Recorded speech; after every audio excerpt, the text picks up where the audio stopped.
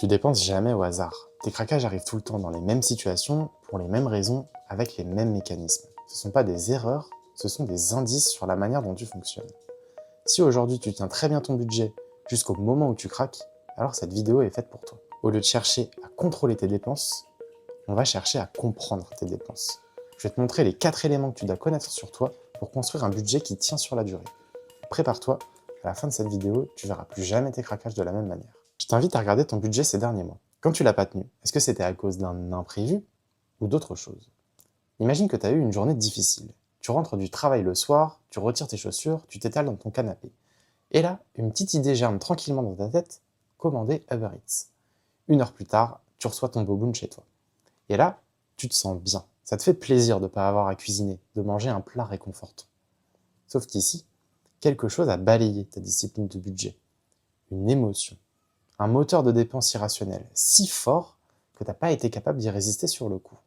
Pire, tu vas te dire quelque chose du genre « je l'ai mérité » au lieu de te dire « je suis peut-être en train de faire une erreur ». Ce sera qu'à la fin du mois, quand tu seras en train de compter les centimes jusqu'à la prochaine paye, que tu regretteras cet achat impulsif. Les émotions sont insidieuses. Elles arrivent de manière répétée et te font prendre des petites décisions impulsives qui, individuellement, coûtent pas grand-chose, mais quand tu les mets bout à bout, elles grignotent ton budget. Et le problème ici, c'est pas que tu ressentes une émotion, pas du tout, c'est que tu décides au moment où c'est cette émotion qui pilote ton cerveau, souvent sans que tu t'en rendes compte. Dans ces moments-là, je veux que tu comprennes que tu dépenses pas pour acheter un objet, tu dépenses pour réguler une émotion. Et ça, c'est très différent. Alors comment on fait pour s'en sortir face à ces émotions? Déjà, je pense que ce serait une très mauvaise idée de ne pas les prendre en compte et de les réfuter. Tu risques de créer juste plus de frustration et de risquer un craquage encore plus violent plus tard. Donc, à la place, quand tu as envie de faire un achat impulsif, pose-toi cette question. Qu'est-ce que je ressens là maintenant? Mettre une étiquette sur l'émotion, ça va te faire réaliser ce qui se passe dans ton cerveau et ça va naturellement te redonner le contrôle. Tu vas pouvoir te dire, est-ce que je suis OK ou pas avec l'idée de faire cet achat pour répondre à telle émotion? Et je vais te donner un conseil là-dessus. Identifie d'autres manières de répondre à cette émotion, parce que si l'émotion redescend, alors l'envie de faire un achat impulsif va disparaître comme par magie. Moi, par exemple, je suis très sensible à la nourriture quand je passe une journée difficile. Donc chez moi, j'ai toujours à disposition soit un paquet de chips, soit une petite glace dans le congélateur. Comme ça, quand j'ai envie de faire un craquage, je m'autorise cet écart. Ça me permet d'économiser à chaque fois 15 à 20 euros d'Uber Eats. C'est bête et en même temps c'est redoutablement efficace. Maintenant qu'on a compris ce qui déclenche une dépense, ça nous amène à une question beaucoup plus intéressante. Pourquoi, à ce moment-là, avec cette émotion, tu choisis précisément Uber Eats? Pourquoi pas une balade? Pourquoi pas appeler un ami? Imagine que tu travailles à fond depuis plusieurs semaines, tu fais pas mal d'heures sup et la pression au taf te fatigue. Tu finis par te dire « j'ai besoin de vacances ».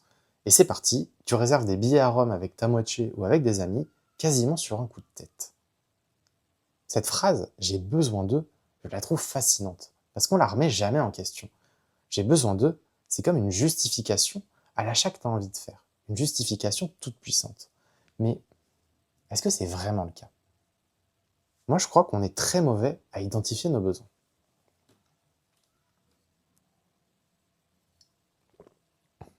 Ou plutôt, on confond solution et besoin. Quand tu dis « j'ai besoin de vacances », en réalité, tu as probablement besoin de déconnexion et de repos. Les vacances, c'est juste une manière de t'apporter cette déconnexion et ce repos. Donc il faut remonter d'une couche dans la réflexion.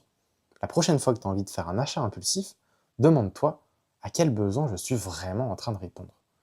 Dès que tu es plus focalisé sur une solution, mais plutôt sur le vrai besoin, c'est tout de suite plus simple de voir quelles sont toutes les options possibles. Et tu verras que bien souvent, il y a d'autres manières plus simples et moins coûteuses de répondre à ton besoin. Aujourd'hui, j'ai un budget vacances assez léger parce que j'ai identifié d'autres manières de répondre à mes besoins de dépaysement, de déconnexion. Je suis pas du tout en train de dire qu'il faut pas faire de vacances, non. C'est très bien, si c'est ton kiff, vas-y profite, on n'a qu'une vie. Mais je veux que tu prennes conscience que les vacances, c'est peut-être juste une solution confort, toute trouvée par ton cerveau, après une période difficile au travail. C'est pas la solution, c'est juste une solution parmi beaucoup d'autres. Uber Eats, réservation de vacances, on a vu que ces deux événements n'arrivaient pas par hasard. On a vu qu'ils n'arrivaient pas non plus sans raison. Et si maintenant je te disais qu'ils n'arrivaient pas non plus n'importe quand? Est-ce que tu es du genre à faire une liste de courses quand tu vas au supermarché? Et cette liste, est-ce que tu arrives à la tenir ou pas? Moi, je suis très doué pour respecter ma liste, sauf quand j'ai faim.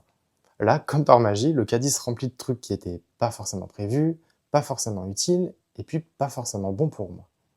Et tout à l'heure, je t'ai parlé d'Uber Eats. Ouais, je sais, je parle beaucoup de bouffe. Cet Uber Eats, il est arrivé après une journée de travail intense. Je t'ai aussi parlé de vacances, qui arrivaient après une période éprouvante.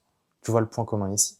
Je vais enfoncer une porte ouverte, mais ton état physique et mental, c'est deux piliers essentiels pour vivre ta vie en pleine conscience et encore plus important, en pleine maîtrise de ce que tu fais. Tu peux vivre exactement la même situation, ressentir les mêmes émotions, avoir les mêmes besoins, et quand même choisir deux comportements radicalement opposés. La différence ici, ce serait ton niveau de lucidité. Et on connaît tous ces moments un peu de faiblesse qu'on va appeler fenêtres de vulnérabilité.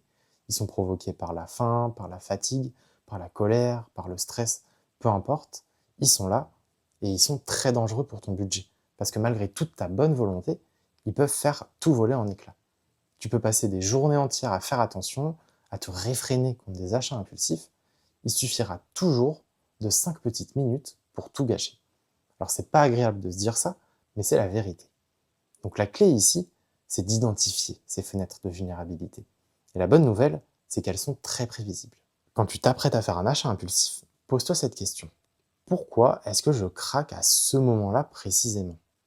Moi, je tiens une sorte de journal des dépenses. Je te mets le lien en description, c'est gratuit, tu peux l'essayer pour toi-même, et puis si ça te plaît, n'hésite pas à t'abonner à la chaîne, ça me fera plaisir. Bref, ce journal de dépenses, il m'aide à repérer ces moments clés. Il m'aide à prendre de la hauteur sur mes dépenses et à identifier les schémas cachés. Par exemple, mes courses le vendredi soir ont tendance à coûter plus cher que les autres soirs de la semaine. Et maintenant qu'on parle de schémas cachés, on va pouvoir s'attaquer au quatrième et dernier angle de cette vidéo. Qu'est-ce que tu fais, toi, le soir, quand tu es exténué de ta journée de travail? Alors si là, tu m'as trouvé une réponse rapidement et sans réfléchir, alors félicitations, ça veut dire que ton cerveau fonctionne très bien pour un truc dans lequel il excelle. Ritualiser, automatiser. Ton cerveau, c'est un feignant. Il adore économiser de l'énergie et concrètement, ça veut dire prendre le moins de décisions conscientes possible. C'est un mécanisme à double tranchant, c'est pour ça que si tu le comprends mal, il est assez dangereux pour ton budget. Commander Uber Eats après une journée difficile, c'est une habitude néfaste pour ton budget. Manger une glace après une journée difficile, c'est une habitude déjà beaucoup plus saine pour mon budget. Pour ma santé, par contre, on repassera. On a tous nos propres habitudes, nos propres automatismes. Et le problème, c'est qu'on oublie de les questionner. Pire encore, on oublie qu'ils existent. On oublie de se demander s'ils font toujours sens dans notre vie ou non, s'ils nous apportent quelque chose de bénéfique ou au contraire de toxique. Alors la prochaine fois que tu veux faire un achat impulsif, pose-toi cette question. Est-ce que je suis en train de choisir ou juste de suivre une habitude? Ces schémas cachés, ils sont vicieux parce que ton cerveau les valide automatiquement. Il ne se pose pas de questions dessus. Questionne toujours la pertinence de l'achat que tu veux faire pour répondre à une émotion ou à un besoin, peu importe ce que c'est. Ça, c'est une clé essentielle pour dépenser en pleine conscience. Si je veux bien que tu retiennes une chose de cette vidéo, c'est les 4 questions qu'on s'est posées durant notre exploration. Qu'est-ce que je ressens avant d'acheter? À quel besoin je suis en train de répondre? Pourquoi cette dépense arrive à ce moment-là précisément? Et enfin, est-ce que je choisis ou je suis une habitude? Ces 4 questions, elles vont te permettre de mieux te connaître, de bien identifier là où tu es plus vulnérable. Mais même si tu deviens expert pour diagnostiquer tes dépenses, tu risques encore de rester bloqué à l'état d'observateur de ton budget. Alors si tu veux passer de j'observe ce qui s'est déjà passé à je change durablement ce qui va se passer, il faut t'attaquer non pas à tes dépenses, mais à ton identité. Je t'en parle dans la vidéo juste ici, n'hésite pas à aller la regarder après celle-ci si tu veux aller un cran plus loin dans la compréhension de tes comportements financiers.